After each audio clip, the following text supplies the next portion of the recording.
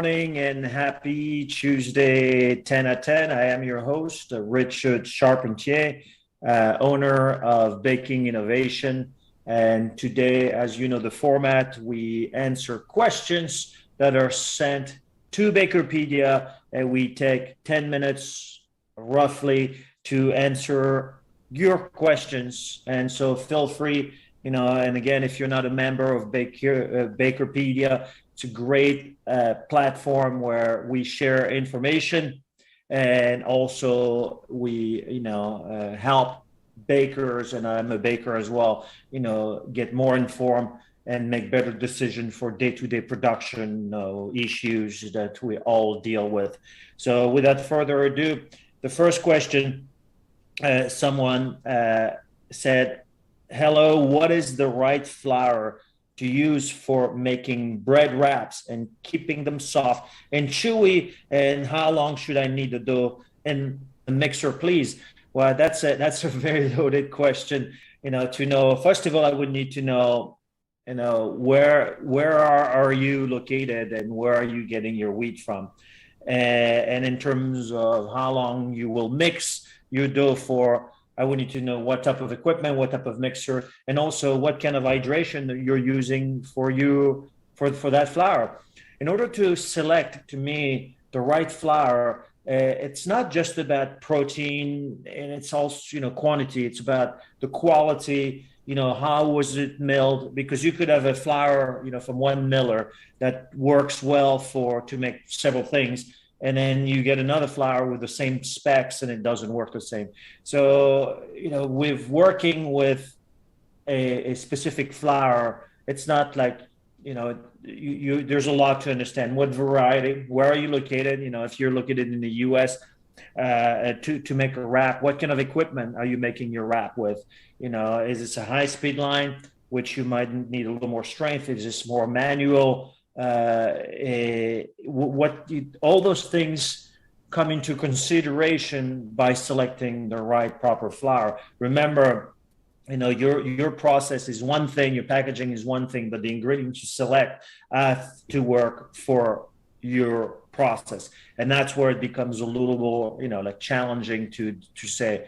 Because if I were to say, oh, get that flour from that place, and you can get access to it, you don't know if whether or not the miller or the supplier of flour you're working with can get access to that. So that's the thing. But it's always, through Bakerpedia, I always say baker on the resources where you get a consultant to help you, guide you through of what do you need to do that. But keep on sending the question. That was a great question. Thank you.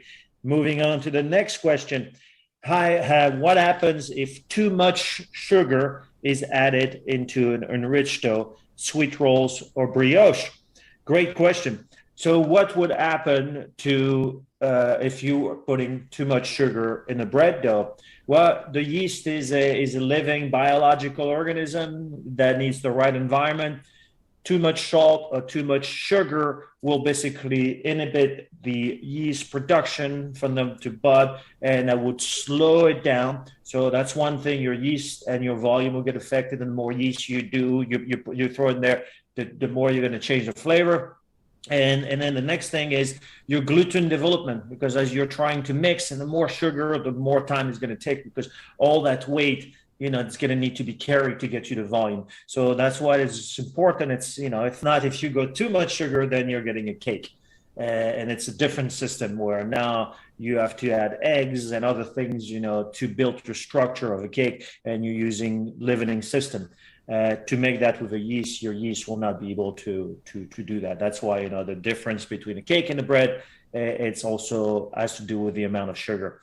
So that's your answer, and hopefully it helped out. So next question, cake.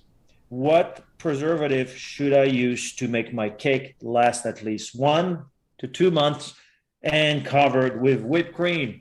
Well, you're getting a dairy whipped cream, it's fresh, and then you won't be able to get it 2 months. It's impossible, because you have a component, if you have your cream, and if you don't keep your cream that you used for making whipped cream in the fridge, what happens? Well, it starts spoiling.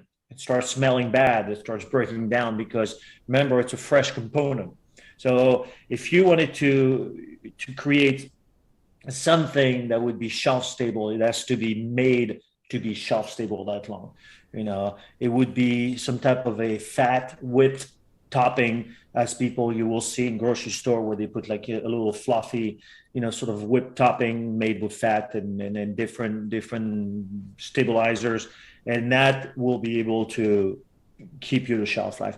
Things like that, when you get 1 or 2 months, it has to be engineered by it. And then basically, if you want to build, think about a tower, and the tower is 100%. And out of that tower, 50% of it, in order to control your shelf life, is going to be through the ingredients. And the rest is going to be through your packaging and through your process. So, and the longer you want to extend, the more you have to build and engineer, develop a system that will be able to fight the, microbial issues, and then the basically organoleptic or the staling of the product, and to make sure it appears fresh. And all of that has to be done. And whether it's 1 month, it's one approach. If it's 2 months, it's another approach. And the longer the shelf life, often the more expensive the product will become. Because remember, extending shelf life, it's not something that is done on the fly. It can be done within a day or two, because you have to still validate. And in the case of your cake, using fresh cream to whip it and put it around, you have basically a spoilage issue right there, because you're using fresh, non-stabilized cream. So is there ways to doing so? I'm sure, by using the right gums and today's technology, I'm sure it can be done. But again, it takes time, and it takes effort, and it takes science to be able to build that. A good question. Thank you. Now, moving on to our last question. What enzymes can I use to make my bun fluffy with a high volume? So it goes, what enzymes available? Well, you have proteases, you have lipases. Lipases will help, if you have fat within your bun, will help to get that nice volume. A protease will break down some of the protein to help also reduce the mix time, and then allow you to be more volume. But one word of advice for playing with enzymes: not all enzymes are created equal, because is this a bacterial, is this a fungal? You have to understand the source of the enzyme you're using, because some of them are thermophile, meaning they resist temperature. At which temperature do the enzymes, you have a kill point. And again, go back to Dr. Lin has put a lot of great information on enzymes. I don't want to repeat what the work she's done, but there's a lot of good information on enzymes. And try, based on the concentration of the vendor you're getting, try to start playing with it and understand the consistency, because enzymes are reactive to the pH within your system. They're reactive to the amount of sugar, or the different things can change the behavior of your enzymes within your product. So enzymes are, it's a newer technology. It's been around for a while, but in the bakery industry, it's not as, plug it in and walk away. It requires product development, time to understand what you're getting and figure out the best that is for your process, and then adjust it. And that's my recommendation. Just ask around. There's different enzymes. There's zelanase as well. Could be helping out. But good luck on the research. And if you're looking for people to support you through that, Bakerpedia, through the Baker Resources, offers that option to have someone sort of help you and guide you through a process of selecting the right proper enzyme. All right, my friends.